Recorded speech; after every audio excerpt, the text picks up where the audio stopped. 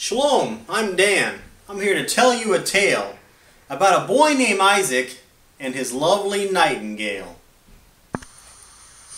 Before going on in this story of love, I must share some bad news. That Isaac has been grieving. His mother he did lose.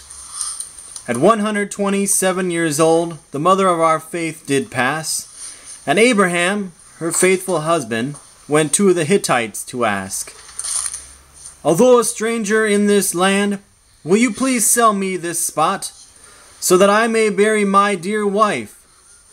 And a yes is what he got. The exchange was made, 400 shekels to be exact, that the price of this place, and Abraham paid it all, while grief still stained his face.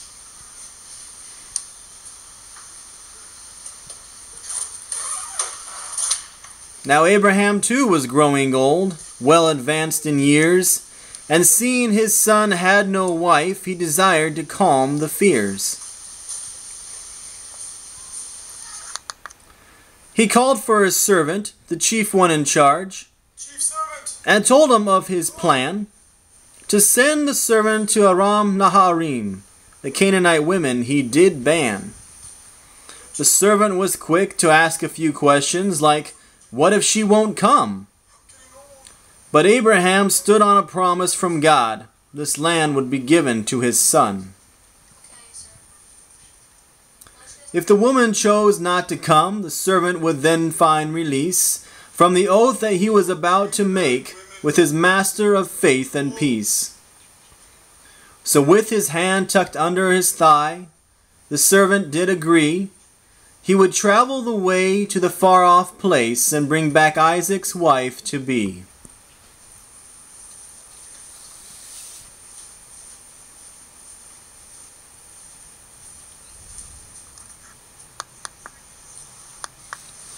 He took the goods of his master, and on his bike he did embark, and made his way to the town of Nahor, aiming to arrive just before dark. Near the well outside of town, he sat down for a drink, and while he did, he began a prayer, for with God he should be in sync. "O Lord, I pray, for your favor today, show your kindness to me, that when I ask for a fillip of air, she'll also have WD-40. Now before the servant could even end his prayer, a beautiful gal he saw, perfect and virtuous in every way, of her there was no flaw. He hurried to meet her, to speak, to ask, "Excuse me, I'm new to town, but would it be possible to get some air? My tire seems to be down." She quickly pulled out her bike pump and gave a few puffs of air, then noticed also that his chain was stuck, spoke and said, "Look there. I see your chain is stuck, and I have just what you need. Let me spray it with this stuff. It will increase your speed."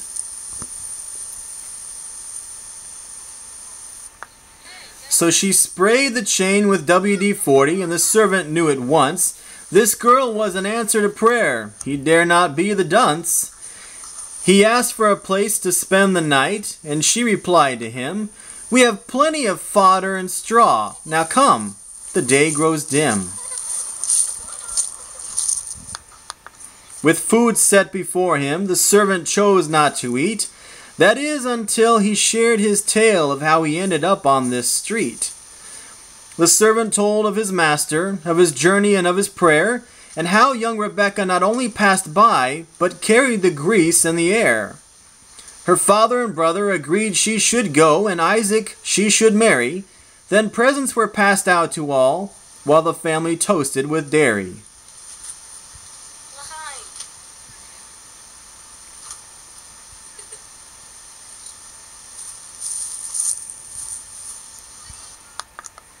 In the morning, the servant ready to go, a change of events took place.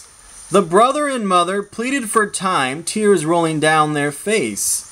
"Do not detain me, I must go, and be on my way. Now quick, call the girl, bring her to me, and see what she will say." "I will go," Rebekah said. "I will go with this man." She mounted his bike and held on tight as the two set out for his land.